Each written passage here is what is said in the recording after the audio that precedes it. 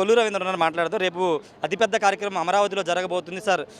దాదాపు 5 లక్షల మంది ప్రజలు రాబోతున్నారు. ఏర్పాట్లు పూర్తయినంటే మీరు కూడా మంత్రులతో కలిసి సమీక్ష సమావేశం నిర్వహించారు. అన్నీ ఇప్పుడు ఎందుకంటే ఇది కళల రాజధాని అమరావతి, ఇది మన రాజధాని, ఆంధ్ర రాష్ట్ర ప్రజలందరూ కూడా సొంతం చేసుకోవాల్సినటువంటి రాజధాని.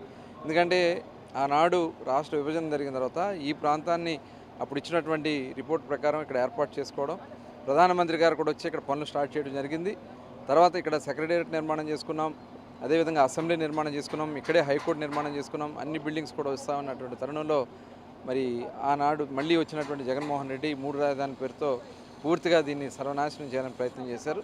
తిరిగి మళ్ళీ ప్రజలు ఉద్యమ స్ఫూర్తితో, రైతుల త్యాగంతో, చుట్టుపక్కల ఉన్నటువంటి రాష్ట్ర నలుమూలలో ఉన్నటువంటి ప్రజల సహకారంతో తిరిగి మళ్ళీ వాళ్ళ ఈ రాజధాని నిర్మాణం ప్రారంభించుకోవడం ప్రధానమంత్రి గారి చేతుల మీద శుభతరుణం. దానికి కావాల్సినటువంటి ఈ కార్యక్రమానికి వచ్చే ప్రజలకు ఎక్కడ ఇబ్బంది రాకుండా గౌరవ ముఖ్యమంత్రి గారి పర్యవేక్షణలో మరి మంత్రులుగా మేము టీం కూడా దీనికి అధికారులకు సూచనలు ఇచ్చుకుంటూ అధికారులు కూడా చాలా బాగా చేస్తూ ఉన్నారు.